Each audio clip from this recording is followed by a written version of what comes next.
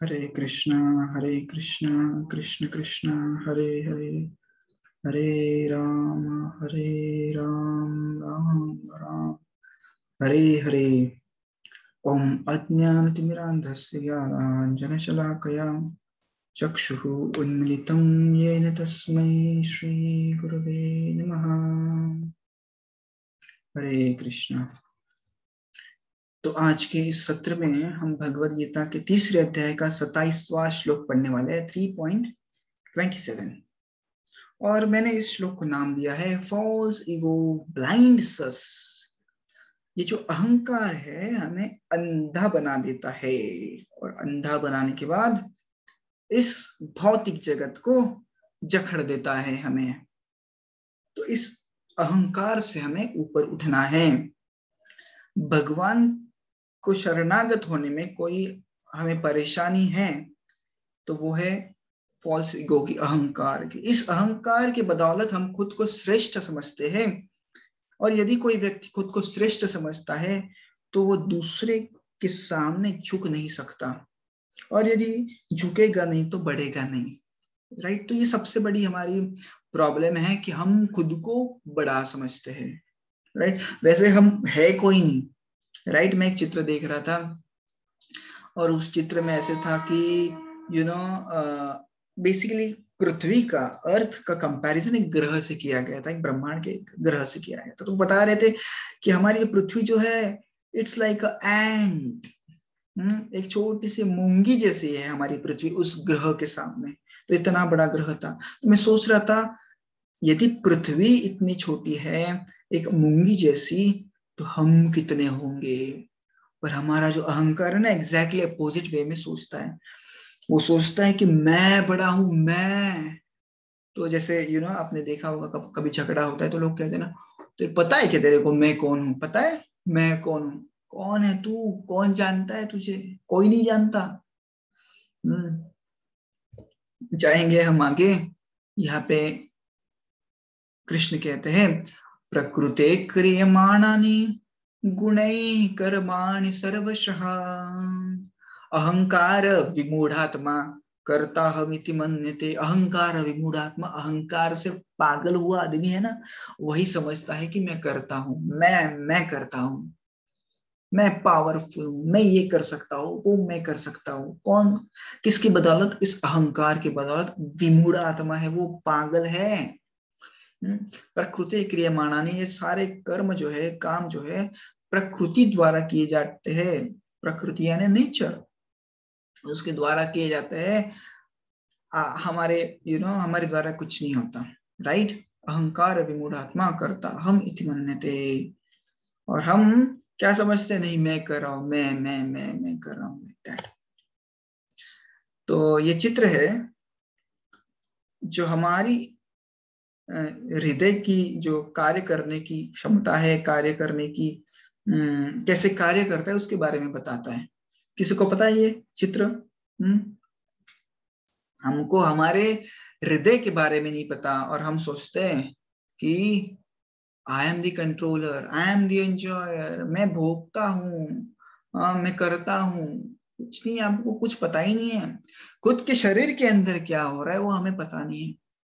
सांस कभी आ रही है, सांस कभी जा रही है, एनर्जी कैसे प्रोड्यूस हो रही है खाना खाने के बाद, वो हमें पता नहीं है। कुछ भी पता नहीं है हमें। ब्लड कैसे बनता है, ब्लड कैसे पंप किया जाता है, ये जो नींदू है, ये जो ब्रेन है, किस प्रकार से काम करता है, हम तो अपने मन को भी देख नहीं पाते और कहते हैं हम कौन है, पता है क्या? This is situation. और ये चित्र इसलिए बताया कि हमको खुद का कुछ पता नहीं है, अता पता, और हम बातें करते हैं कि हम कौन हैं, हम कंट्रोल कर सकते। क्या कंट्रोल कर सकते हैं आप? कुछ नहीं कंट्रोल कर सकते। क्या आप सूरज को कंट्रोल कर सकते हैं, उसका आना जाना? नहीं, इम्पॉसिबल। राइट। तो ये एक कहानी बताना चाहूंगा। ये कहानी बहुत फेमस है। राइट। हम खुद को बड़ा समझते हैं, ये तो हर जीव की एक टेंडेंसी है। राइट। खुद को बड़ा समझते हैं। अहंकार है विमूढ़ात्मा करता अहम इति मन्यते। पर तात्विक दृष्टया देखा जाए, फिलोसॉफिकली हम यदि देखें, स्क्रिप्चरली यदि हम देखें, तो हमें पता चलेगा कि हम कहाँ पे भी नहीं है। जैसे कृष्ण कहते हैं ना गीता में कि आप तो आत्मा है, उस आत्मा का आकार भी कठोपनिषद में दिया गया है। कठोपनिषद या श्वेताश्वतर उपनिषद में दिया है बालस्य अशतभागस्य। तो बाल को जो टिप ऑफ द हेयर है उसको ना आप 100 उसका डिवीजन करो 100 भागों में, और जो 100 भागों में से एक भाग को पकड़ो, फिर से उसको डिवाइड करो 100 भागों में, तो जितना आएगा ना उतना आपका साइज है, एक्चुअली उतने आपके आत्मा का साइज है। 1/10,000 tip of the hair, it is the size of the soul, it is the size of you, and you are thinking you are a great। एक बाल के इतना भी साइज नहीं है हमारे आत्मा का, राइट। और हम सोचते हैं कि हम कितने विद्वान हैं, कितने पैसे वाले हैं, कितने स्किलफुल हैं। कुछ नहीं है हम। जब तक ये मैं की भावना रहेगी मन में, भगवान के प्रति शरणागत होने की प्रक्रिया उतनी ही देर उसको देर लगने वाली है। हम एक कहानी देखेंगे इस प्रकार से, या बहुत डेंजरस होता है ये अहंकार, राइट, और कैसे कृष्ण से भगवान से हमें दूर लेके जाता है।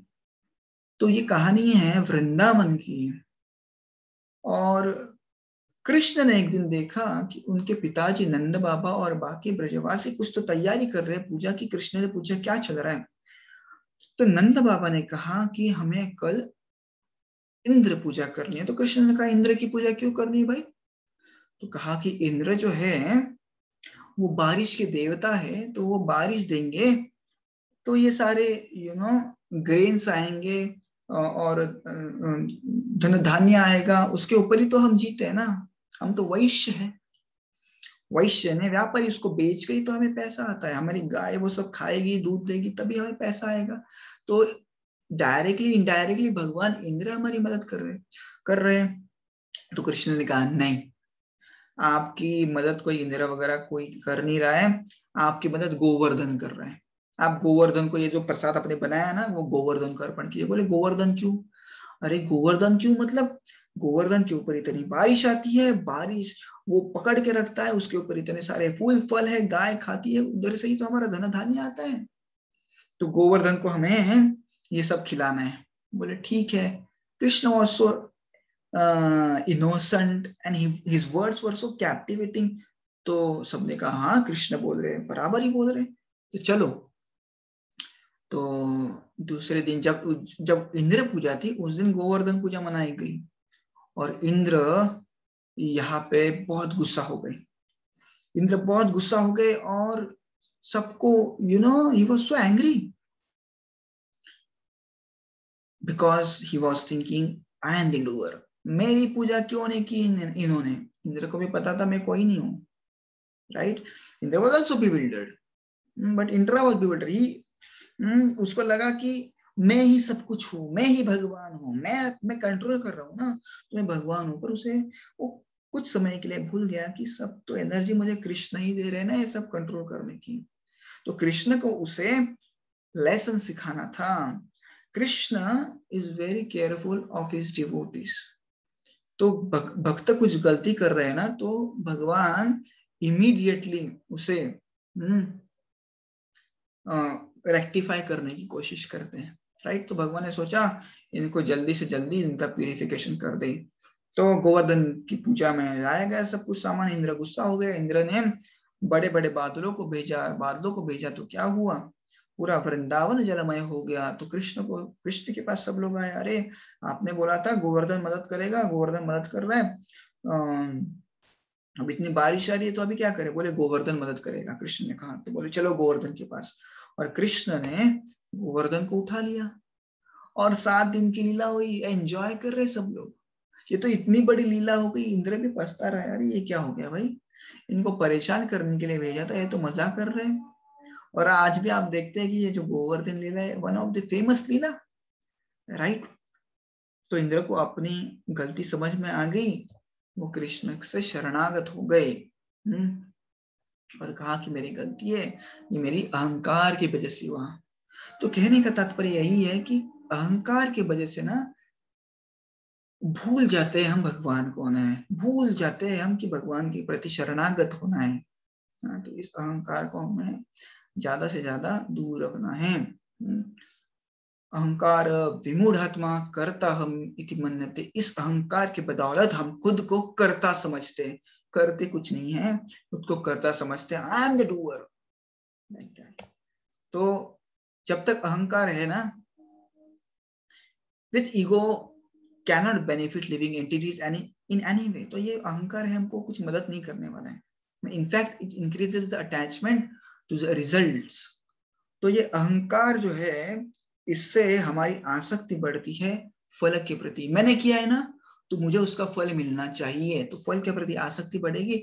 जब तक फल के प्रति आसक्ति बढ़ेगी, इस भौतिक जगत से भी आसक्ति बनी रहेगी, और जब तक भौतिक जगत से आसक्ति है, तब तक शरणागति की प्रक्रिया जो है पोस्टपोन होती रहेगी, right. Thus Krishna calls such people विमूढ़ात्मा, deluded soul। इसलिए कृष्ण अहंकारी लोगों को कहते हैं विमूढ़ है, विमूढ़ पागल है रे बाबा, लाइक दैट। कुछ भी प्रश्न हो तो आप कमेंट में जरूर पूछिए। धन्यवाद। हरे कृष्णा।